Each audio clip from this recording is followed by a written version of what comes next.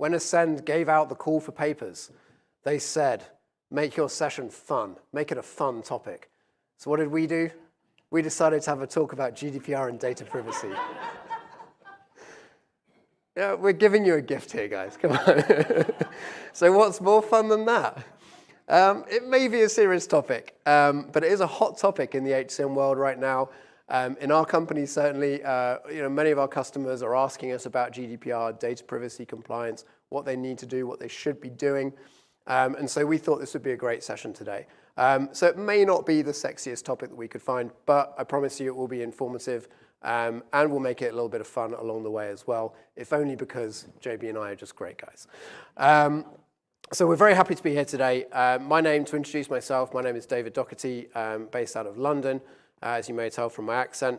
And although I'm here to talk about GDPR, which is the European Union legislation, unfortunately I am from Britain, and we voted to leave the European Union, so this really no longer applies to me. But thankfully, it does apply to someone else in this room, and this is my wonderful colleague here, Jean Bart, from the Netherlands, who is qualified. For those of you on the stream, there is another person next to me. It's not my imaginary friend, and you will see him shortly. I'm the Chief Commercial Officer of Epicenter, and I've been with the company for about 3.5 years, but I have had a very long career in implementing Oracle HR systems for about 18 years. So I like to think I know a little bit of a thing or two about Oracle HCM implementations, particularly Oracle Cloud. But for this time, I will pass over to JB briefly, and he can introduce himself and tell you a bit about Epicenter and who we are. Thank you, Dave. Indeed, sexy topic, GDPR. We try to make this fun, and we're going to do that right through the next 45 minutes or so. We're going to leave you some questions at the end, so if you have any questions, ping them across. We're happy to answer those. I am the CEO of this very interesting company that deals with GDPR-related topics all the time. We have a range of services within our portfolio that have one thing in common. They all comply with data privacy regulations, whether it's GDPR or your own data privacy policies that you need to abide by within the organization. Maybe there's other regulatory requirements that you must face or that you come across. Within the Oracle Cloud HCM community, this is what we focus on. So obviously, for the customer use case that we're going to be presenting today, they've implemented Oracle Cloud HCM. They're going to run through various work streams concerning data realignment, data migration, data scrambling, purging. All these topics come together and basically ensure that the data that we are processing for our customer, as a data processor as they call it, is in a legit, secure manner.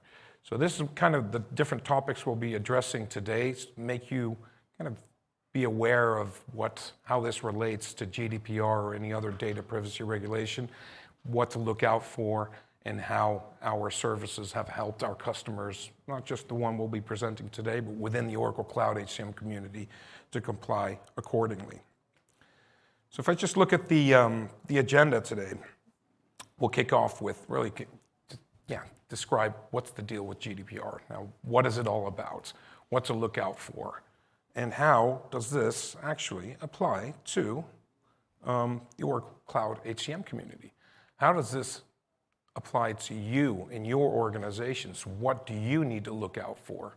How can you ensure that the data that you are storing is compliant? So Dave has got a couple of good examples, more detail, where we can really look at the different comfort levels, the different let's say the general guidelines that GDPR puts out there that we need to follow, and we'll kind of make it a practical presentation to really relate back to some real life examples. So with that, I'll just hand over back to Dave. Thank you very much. So before I dive into GDPR, wanted to just check in on why we're here today to talk about that topic. That's why we just gave a quick overview of who we are. We live and breathe this topic every day. It's at the foundation, at the heart of all of our services. That said, we're not GDPR lawyers, so don't ask us too many tricky questions, but you can ask us some. But we are well positioned to understand what GDPR is, how it relates to our industry, how it relates to you guys. So we're in a great position to help you out here. But I just want to take a quick temperature check in the room, just with a couple of questions, just to see where we're at with GDPR here. So firstly, with the two statements there, who has already undertaken or maybe planned to take any data privacy measures in Oracle HCM? Just a show of hands there in the room. Okay, so a few hands up there. And I guess maybe some people here are learning, but also who's thinking, what's GDPR? Yeah, me. Oh, maybe I should let one of you guys come up here. That's not great. But GDPR, so some real basics here. Look, you're all going to work for organizations for whom GDPR, or maybe not GDPR itself, but certainly something like GDPR in other countries will apply. But just very simply, in Europe, it was introduced a few years ago, about 5 years ago. And the purpose behind this was firstly to unify data privacy laws across the EU, and also to make sure it's up to date for how the modern world works. So where everything working online, data at the heart of everything, all the consumer practices, business practices, incredibly important. It's not the first time that we've had governments putting in place restrictions like this. Even in the European Union, individual countries had their own data privacy regulations as far back as the 90s and beyond. And also, another great example is Russia, where several years back they started to mandate that all data of Russian individuals had to be hosted in Russia. So maybe not so much these days, but before you may have had a bit of experience of dealing with Russia in your organizations, and that was certainly something that cropped up about 7 or 8 years ago. So these things aren't really new, but GDPR is certainly, it's what we call the global standard bearer by now, and seems to be the yardstick by which other data privacy regulations are being measured. So as I said, it's not just in Europe that this is happening. We've got a map here with several dots on it. It's not by no means comprehensive, but there are many countries all over the world, across every continent, where GDPR-like legislation has been introduced over the past few years. So this impacts organizations. Many of you may work for multinationals, and you'll be storing employee data of your staff in various locations around the world. And in this case, it makes it a little difficult to do business, and we'll certainly come to that. But in most cases, it's either regional or country-based, right? It's normally at that level. But then you've got the US, and, well, I don't know what you guys are doing here, but seems to be lots of dots on that map. I don't know why you haven't just got one. You don't have as many dots as that. You only have 5 at the moment. There's a few states in the US that are doing this, so California, Colorado, Connecticut, Utah, and Virginia. There's going to be a few others in there. So the US has gone a slightly different route, and that actually does lead to a bit of a serious point here. In that when you have all this different legislation in different places, it's much more difficult for us as HCM practitioners, as customers of a system like Oracle, storing HR data, working in multinationals. We have different legislation, and it's difficult to kind of have your processes and the way you manage things adhering to all of your countries at once. And it doesn't stay the same either. It changes. So I'm from the UK, right? I mentioned already we left the European Union a couple of years ago. Well, we adopted the EU GDPR after leaving. However, now the UK is going to be introducing its own legislation. So that means those rules can change. So whatever you were doing with UK employee data might have to change in the future. Just how this works. And how we see this going is, I think in the short term, certainly we're looking at seeing some more divergence. I already mentioned some other US states are looking to introduce that legislation. Other countries are introducing legislation, UK being one of them. But I'm hoping, I don't have any hard evidence for this, but we hope, and we start to see some trending here, that there will be some convergence in the future. And I really hope that's the case, because it will make all of our lives easier, and it means you won't have to listen to us going on about it all the time. But in the US, there's some movement at federal level to start implementing similar data privacy legislation that's a little bit more unified. Also, in Asia, we've got the Asia-Pacific Economic Cooperation Forum and also the OECD as well, outside of that are starting to make waves and trying to kind of standardize some of the rules between countries, facilitate that transfer of services, et cetera, and so on. What if you don't comply, though? What happens if you have one of those breaches, you don't take proper care of your data? Well, let's see. Firstly, there's a reputational impact. Now, for us at Epicenter, that's a really big deal. We take this very seriously. We process sensitive data for our customers. Our reputation is everything, so this is absolutely paramount for us. And it should be for you as well. Your employees want to know that their data is secure and safe and under your control. So as well as reputational, there's also a financial cost as well. And this can be up to 20 million euros or 4% of your annual turnover, depending on what is higher. So if you have a very high annual turnover, then, and that 4% is over 20 million, then that can be your liability. Now, there's a lot of examples of this in the real world. You can go and look these up, but also I've done some of that work for you. But the reality is that fines are actually a little bit smaller than this. It's very rare that someone gets fined up to these maximum levels. It's normally a lot less, and we'll see that right now. So we're going to play a little game. We're going to play higher or lower on GDPR fines, just to give you some examples, okay? So we're going to start. Let's start with a good one. We're going to start with Google. Everyone knows Google in this room, right?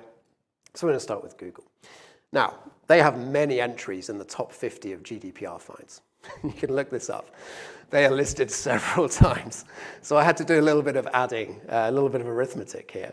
But in the last few years, they've accumulated 210 million euros of fines from the European Union, Commission, I should say, for this. And they may have had more. I limited it to the top 50 here, okay? So they may have more. Next one up is British Airways. Now, the reason I mentioned British Airways is because in their GDPR breach back in 2020, my credit card details, my passport details were included in that data breach. So I figure I should name and shame them here in public and online on the internet. And if anyone out there is using my passport details, please stop, okay? I'm banned from several countries now. I can't risk any more.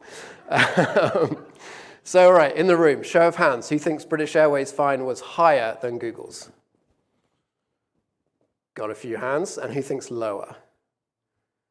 More hands. Okay, we're going to say the room is voting lower. You are correct. 22 million euros. Only 22 million euros. The next one, Uber.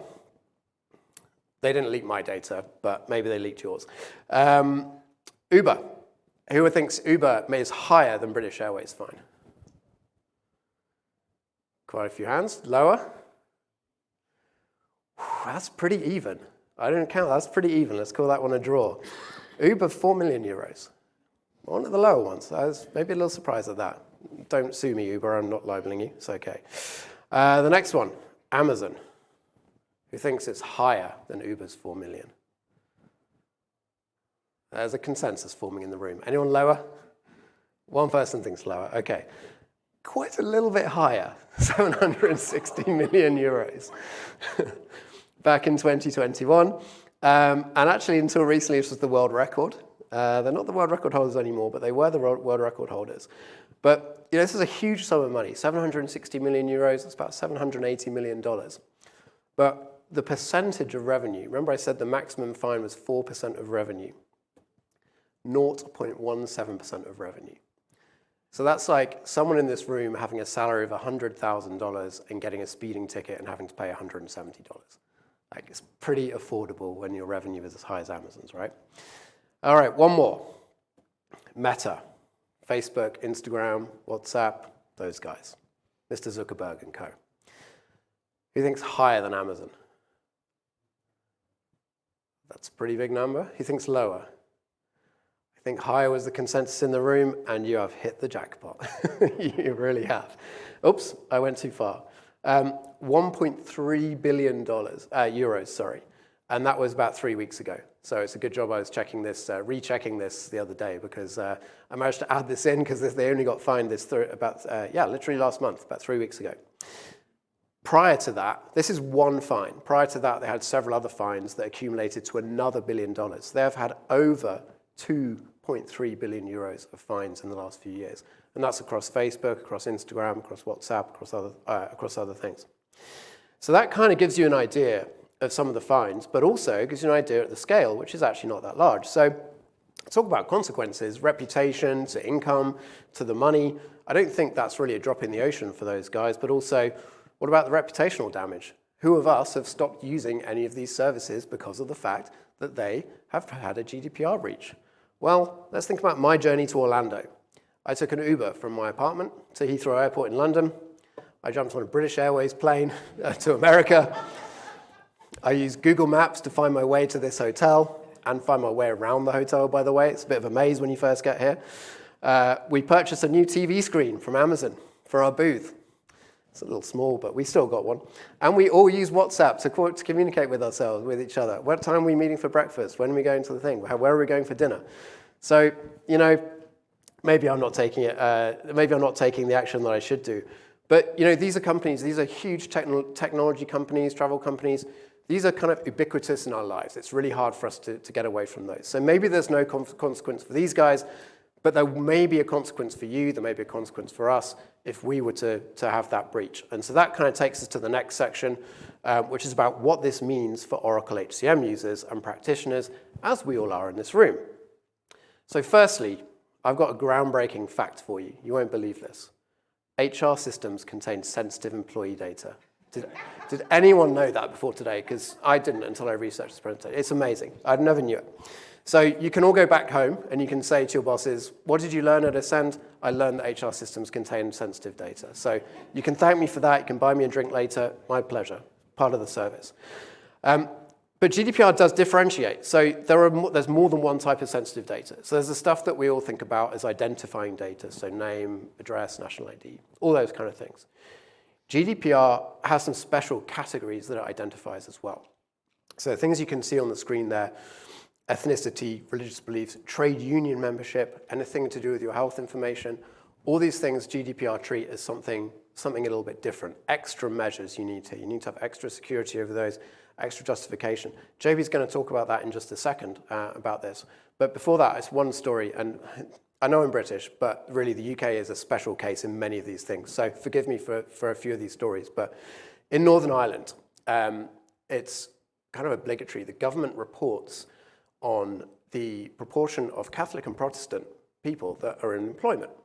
So companies in Northern Ireland are required to report this information. And in order to be able to report this information, they have to gather it. So something like religious beliefs, that's not really part of your normal HR process day to day. But in somewhere like Northern Ireland, you actually have a legitimate reason to carry that.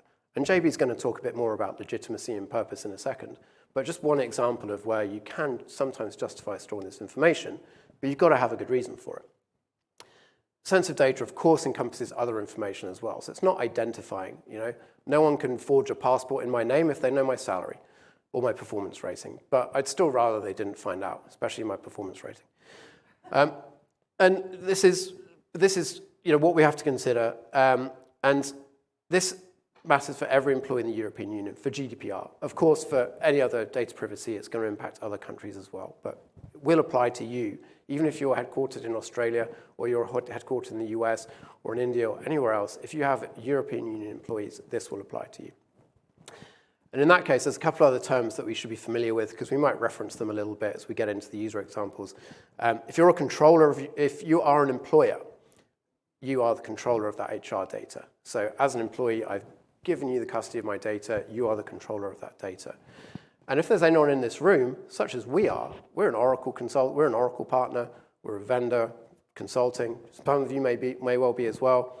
You and me will be a processor of your customer's HR data.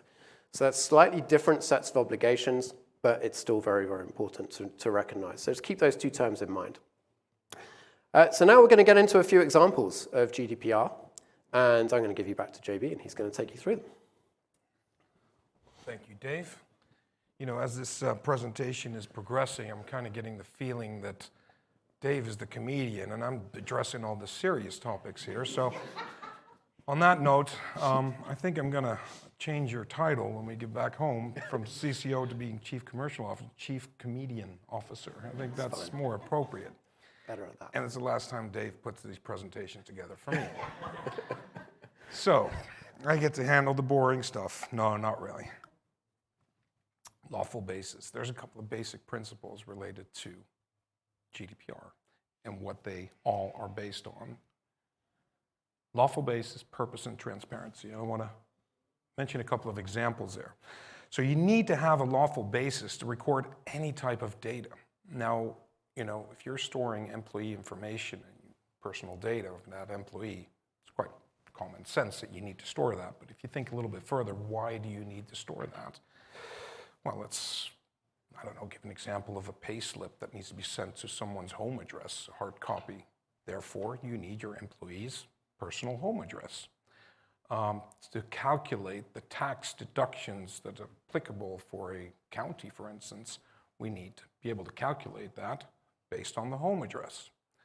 Another example could be, I don't know, candidates' information, for instance, because it's not only about employees, it's about persons of interest that you're recording data for. That could be consultants, providers, suppliers, contractors, candidates that are applying for job requisitions that you have or open job applications. So all information that you're storing of for these persons of interest need to have a lawful basis. The purpose of storing that data can be or has to be extremely clear. I just named a couple of examples with regards to an employee, but with candidate information, you would need to, for instance, for a job applicant, record their personal email address for the purpose of informing them, communicating with them where they are within the recruitment cycle, right? But you can't use that same personal email address and put them on your mailing list. It's a typical example. A lot of companies used to do this. They would say, right, we got all this data. How else can we use it, which could be commercially interesting for us? That is no longer, that's a big no-no, which is a good thing. In that sense, you need to be extremely transparent on what you're doing with the data. Why are you recording it? How are you recording it? And that's what we're going to be talking about a little bit more. So everybody's aware of the cookie policies, right? Cookies, really, everyone's just clicking them away. But you look into the privacy policies that are beyond those cookies, that's exactly where these things, these topics need to be stored.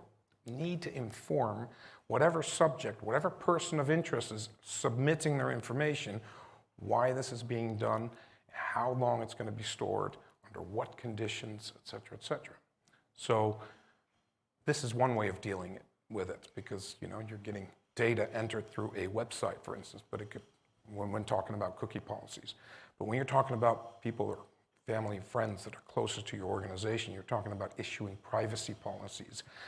All of you would be aware of the fact that when you're signing an employment contract with an employee, they're signing a data privacy policy or a waiver in that sense as well, that they grant you permission to treat their data under certain circumstances. The majority of those circumstances would be based or underlying would be to support business processes. It's all common sense. But the more and more we get into this, the more and more customers we come across, including this customer use case we're presenting, is great that we're storing this data, but we actually want to purge it. Even though it's an active employee, certain data categories need to be purged over time because you don't only have the right to be forgotten, even if you're an active employee, certain information shouldn't be relevant anymore after a certain period of time. And this is all ties in with how can we automate that logic in a flexible manner that it's relevant today but will serve tomorrow. And this is something that we are very much focusing on.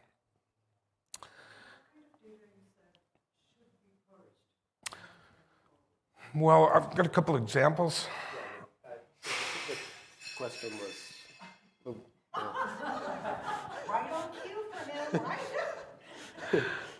The question was, what kind of data needs to be purged over time?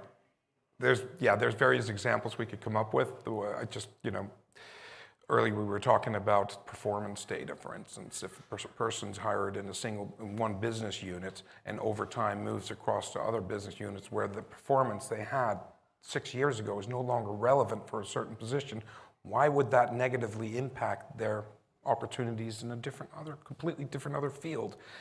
This is actually where we're getting feedback from customers now saying, we actually want to purge that data. We'd never thought of it like that, but it's to avoid discrimination on different job categories. That's one example. We'll touch on a few more, but yeah. Data accuracy, super important. So now that you've informed the person of interest that you're going to be storing this data, you don't only have an obligation to store it correctly, you need to, also empower them to maintain it themselves. So, like I said, it's not just an employee, it's any type of person of interest. You have a responsibility to ensure that data is correct today, but also tomorrow. So you need to make sure that it's processed correctly, it's stored correctly, and it's also interfaced to other back-end systems in a proper and secure way. It's a fantastic opportunity to push that self-service portal that's been hanging for I don't know how long. GDPR actually obligates the data controller to empower the subject to maintain that information. It's no longer a nice to have, it's a must have. If you're storing that type of confidential information, it's called personal identifiable information on a subject, they need to be in charge of that data, which is a fantastic concept because data accuracy can only be reached at that high level when you actually put the person who the data pertains to, empower them to control that data. That's great for that initial source of entry, like Oracle Cloud HCM, perfect. But how many back-end systems do you not have that depend on that PII, that personal identifiable information, and to feed their business applications or their business processes? Now you, as a data controller, as an employer, have the obligation to integrate that data. So this is where it gets all technical, right? So that accuracy between sources is your responsibility. You are the one that needs to ensure that data is not only stored correctly in the Oracle Cloud HCM application, but all our back-end systems. How do we do that? Obviously, the best way to do that is through automated integrations. And now I get to hand over to the comedian for the international data. Oh, sorry. Thank This you. is actually a serious topic as well. Thank you. I hope this change in title comes with a commensurate raise in my salary as well for being the court jester of Epicenter. International data transfer is indeed a serious topic. And this is about transferring data and where that data can be processed. So using GDPR as the example, we have a few different categories. So firstly, you've got the European Economic Area countries, and that's your European Union, and then you've got Iceland, Liechtenstein, and Norway as well, which are obviously very close neighbors. And in those countries, they're just part of the EEA, so we're good. Then you have safe countries as well. And as a combination, safe countries and EEA countries are basically treated the same. So under GDPR, we're happy that any of these countries have got appropriate data privacy legislation, and we're happy for them to handle our data. So safe countries are some neighboring countries in Europe, the likes of Jersey is in there, the UK, Andorra, which is kind of Andorra, if you don't know, is sort of on the border of Spain and France, a very small principality. And then you've got countries a little further afield. So in Asia, the likes of Korea, Japan, and in South America, you've got Uruguay and Argentina. So it's not just close neighbors of the European Union. Everyone outside of the EEA or our safe country is deemed a third country. And that's basically the rest of the world outside of the countries you see in those boxes. And by the way, the US is included in that third country category. So if you're operating in a US company and you have European employee data in your applications, in your organizations, you need to be making sure that you're taking the right measures to be able to process that data. So some use cases here. Could be an HR shared service center. That could be internal, but commonly, or it could be outsourced as well, by the way, but commonly those are located in countries that would not be deemed as safe countries. So in my career, I've had HR shared service centers in places like Poland, which is in the European Union. We're all good. Also had in places like the Philippines, Costa Rica. And those places need to have special measures in place now. You could have an Oracle Cloud support hub. Again, that could be internal, could be outsourced, could be somewhere like the Philippines, could be India, could be Malaysia, could be Argentina, could be the US, so it's a state in the US, who knows? But these ones, maybe, where it's outsourced sub-processors, you have to even think more carefully again, because those sub-processors become a data processor. And we talked about controller versus processor earlier. These companies become processors. And so if you have an outsourced Oracle HCM support team, for example, and they have staff members looking after your data in a third country, you need to make sure you have the appropriate measures in place with that provider. So data processing agreements, data transfer agreements, And you need to make sure that the responsibilities they have as a processor are part of the contract that you have with them. So every contract we have with every one of our customers dictates that we will take certain measures and we take those responsibilities seriously because we have to. And we take that very seriously. And we have people in third countries. That's what I'll come to now. So as an example, our Epicenter support team is pretty much round the clock supporting our customers and all the services we provide. We have 4 support hubs. First 2 of these are in the European Economic Area, no problem. Netherlands and Spain, our 2 home countries, not an issue. We have a third one in Argentina, supporting this time zone, basically. And Argentina is a safe country. So we don't need to make any additional measures to protect the processing of that data because Argentina's data privacy laws are deemed to be adequate, equivalent to the European Union. Then we have Malaysia. That supports Asia time zone for our customers. And many of our processes run overnight European time, so the Malaysia time zone is very important for us. There, you have to take some special measures. So if you are contracting an organization that has a wide variety of staff in different locations, it's really something to think about with the international data transfer.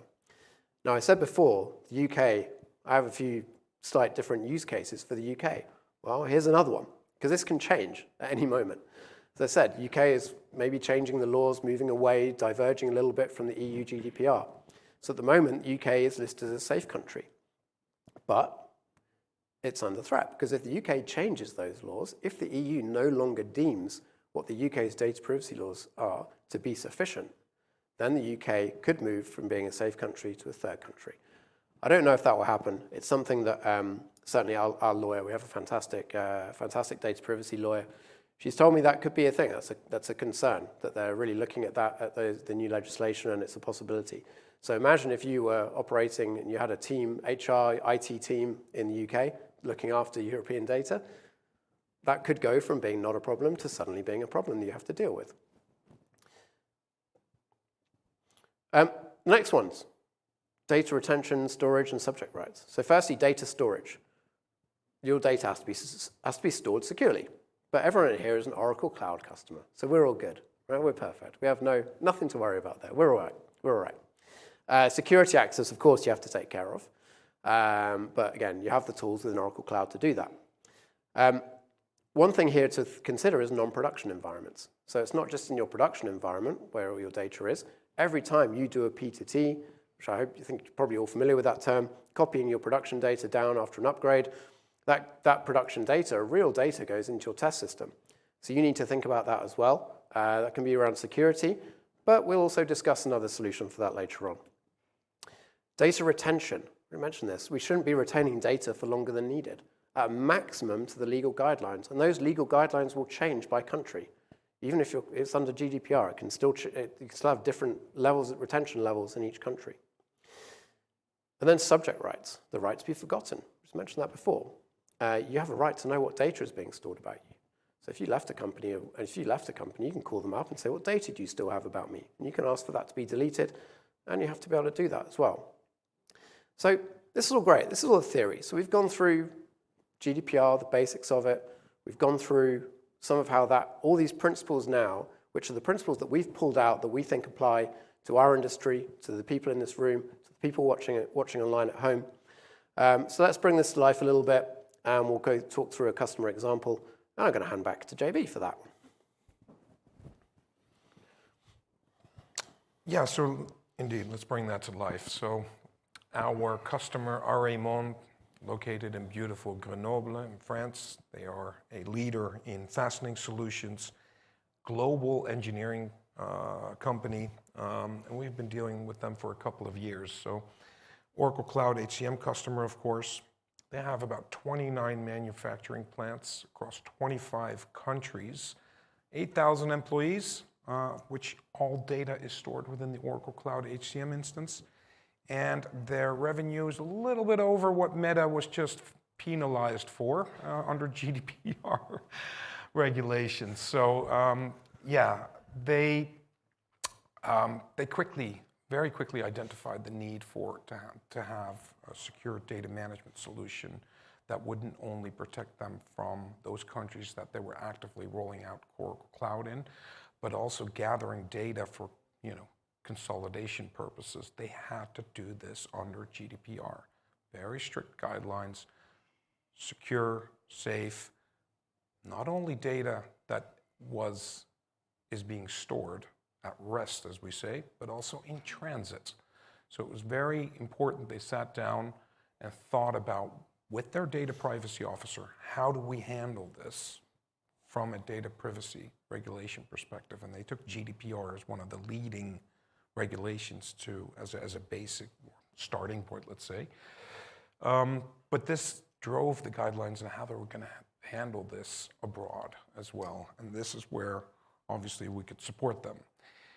What was also very important to realize is or for which data categories we needed to apply all these different regulations. And this is important now to understand what is it exactly they're getting out of the Oracle Cloud HCM system. So put this slide on there to give you an indication of which modules were rolled out. Now you can also immediately have an idea of the different data categories that that would fall under the GDPR guidelines. So you got core HR with your regular personal and job-related data, comp data, talent, performance, succession planning came out of that.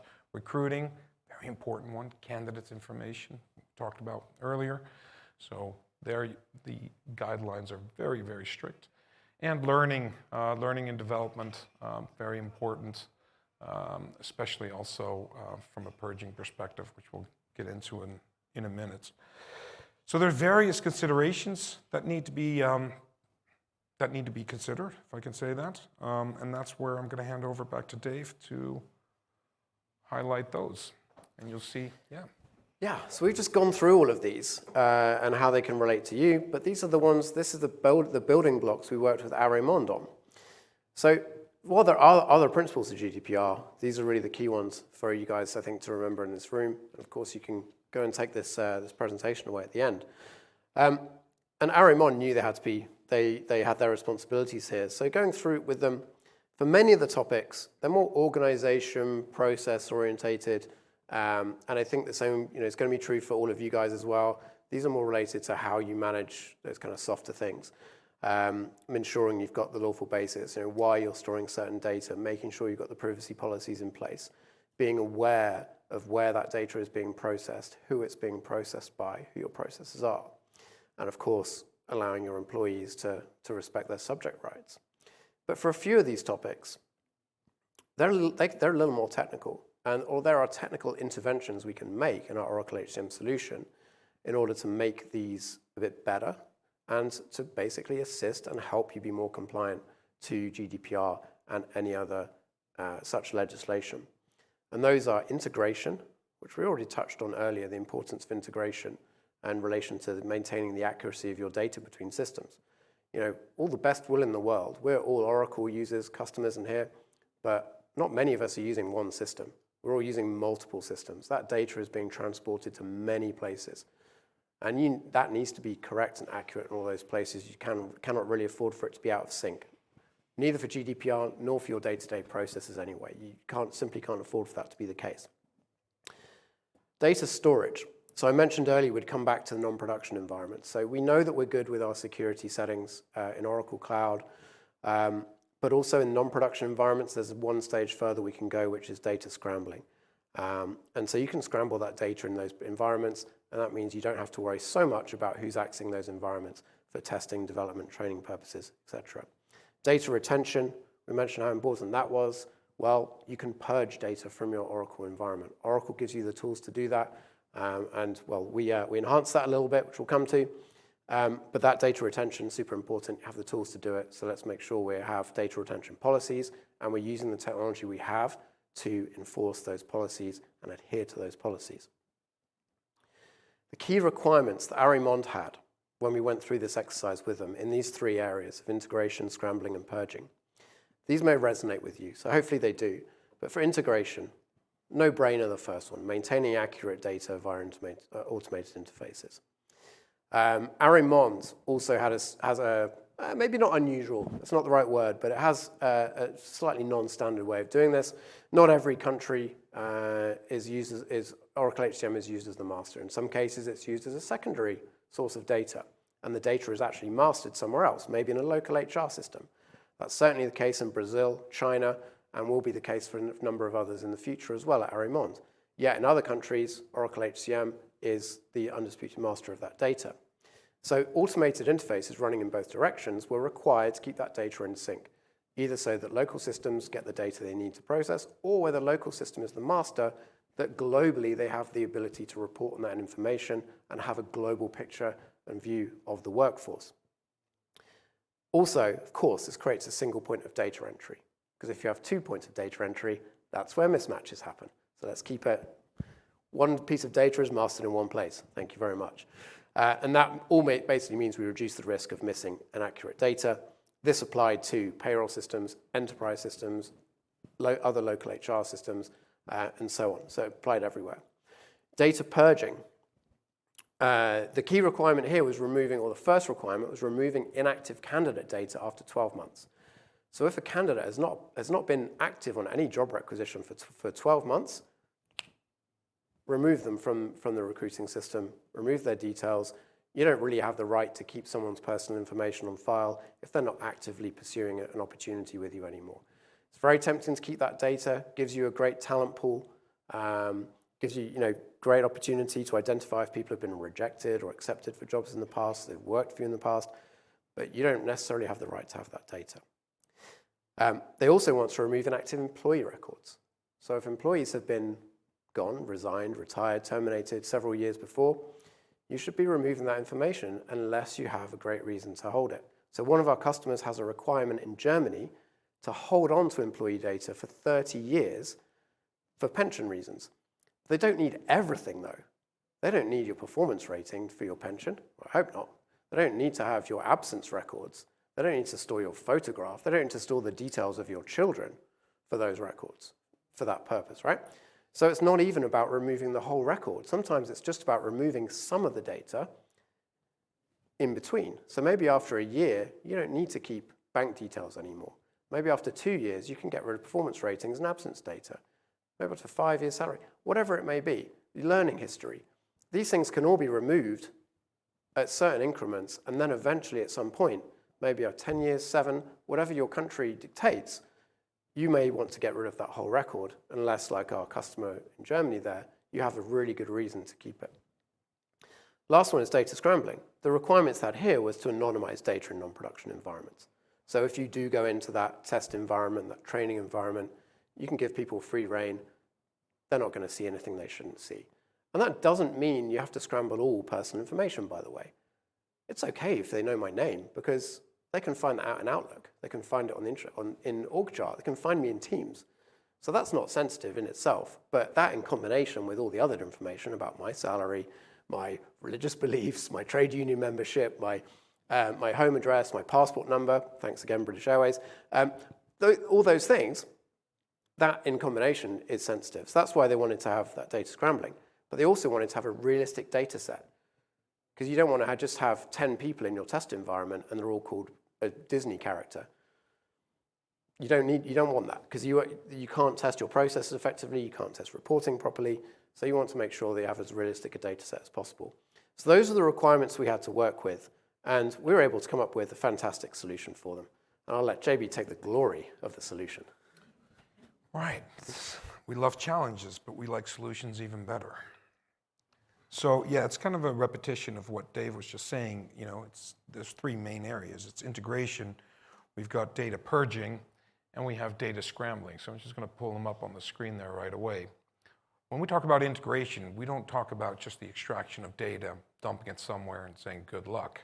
No, as a data processor, we have that obligation, that responsibility for our customers to ensure that it's delivered in the right manner. So we're talking end-to-end integrations here, okay? So extracting, the transformation, the loading, the monitoring, the validation exercise of ensuring that data has been accurately processed into your system landscape. So it doesn't suffice anymore to take an extract and give it to a third-party vendor and say, good luck, process that data. No, you have the obligation as a data processor to handle that data in a proper manner. It's not an easy solution. requires a lot of work, especially when the customer sees the bill at the end of the day. They're like, what's this? This is end-to-end. This is justified for the reasons, very good reasons, that we cannot afford to leave data uncontrolled. So as a deep data processor, we have to sign that DPA, that data processing agreement, where it's clearly stated what we do, how we do it, and what our obligations are. Okay? Purging, same thing. That data purging exercise is extremely important because this can be immediately read off the regulations that are dictated by GDPR. And like Dave said earlier, at country level, this can change. This can be completely different. In Poland, they'll have different regulations than they will have in Italy, or the Netherlands completely different from Belgium. The data purging or retention policies that are applicable for the various categories will differ significantly.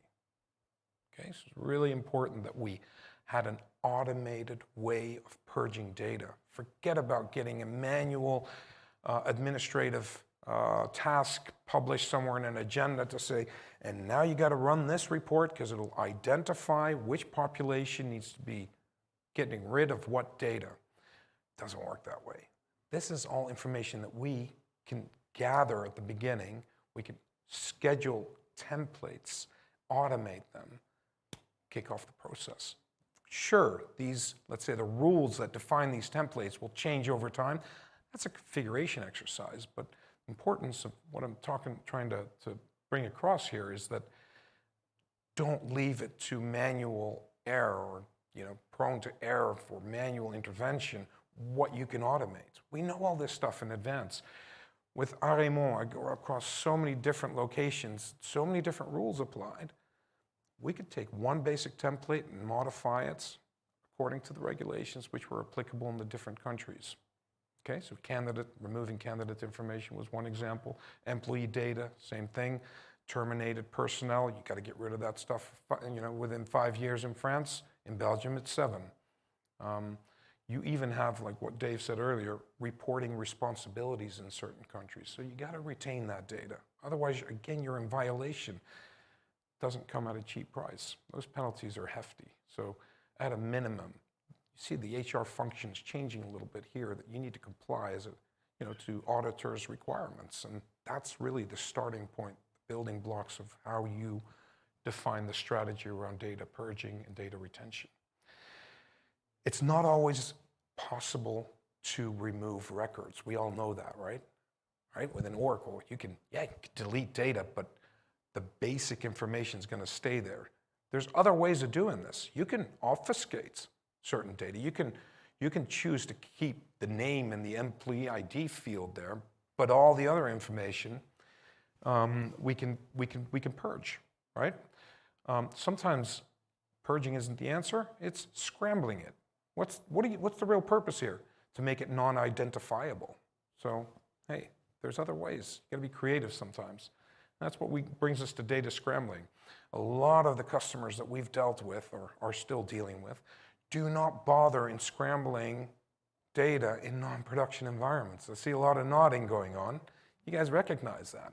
What happens? You heavily restrict system access or get the testers, developers, training candidates to sign waiver agreements or NDAs or that kind of information, confidentiality agreements.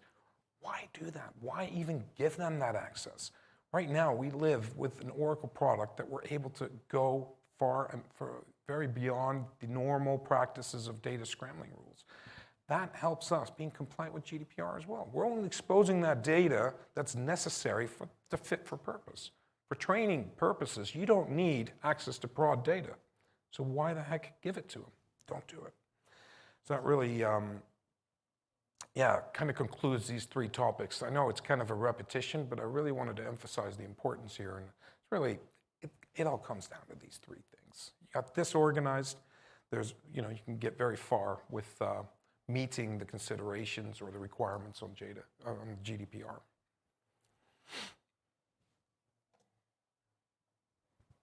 All right. It's over to Dave. So how can you get privacy from GDPR? Well, hopefully what we've covered today as helped by that. But if you really want privacy from GDPR, there's a form at the back. You can fill out your name, your address, your passport number, and your credit card details. And I'll get back to you on that. So if you can do that, that'd be greatly appreciated. But what we have covered today, the key principles of GDPR, like we said at the start, it's not the most exciting, illuminating topic, but I think it's important that we went through those, and hopefully that kind of started to make a clear picture for you of what these things mean. Then, of course, why it's important to everyone here in this room and various other people around in our industry. The key solution areas to focus on, those three solution areas that certainly it's been really valuable for our customers. It's something in the last 18 months, I would say, that we've really been getting a lot of requests for this, and we're delighted to be able to help with that and help improve and automate that a little bit more than what Oracle can do by itself. And we've seen that real-world example from Arimond, and we have to thank Arimond firstly for sharing their story, and also for helping us to shape a little bit of what we can offer here. So very grateful to them. Unfortunately, they couldn't be with us here today to co-present this topic, but we are very grateful for their support with this. So listen, if this story, if this topic, if Arimond's story, if this resonates with anyone in this room, then maybe you need privacy from GDPR too. So hopefully it's given you something to think about today, and yeah, hopefully that's been informative for you. Thank you everyone for attending. Have a great time at the party tonight. If you see us there, we'll gladly have a beer with you. Sorry for the people at home, we won't have a beer with you, but thank you for attending anyway. And we hope to speak to you all soon. So enjoy the rest of the time, and thank you very much. Thanks everyone.